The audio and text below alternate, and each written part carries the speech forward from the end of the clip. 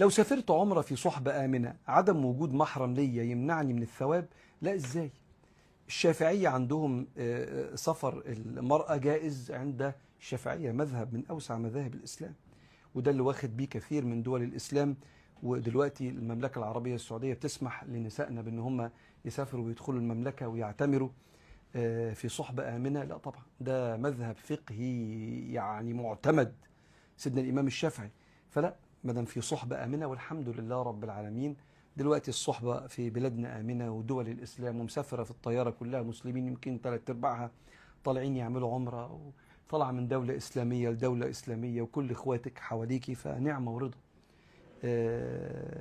أما حديث النبي صلى الله عليه وسلم أنه لم يأذن للمرأة أن تسافر مسافة 3 ليالي بغير محرم، هذا الإذن لم يكن من رسول الله بعلة. عند الشافعية قالوا العلة الأمان، فإذا حصل الأمان خلاص ارتفع النهي وصار يجوز للست أنها تسافر بغير محرم، والله أعلم.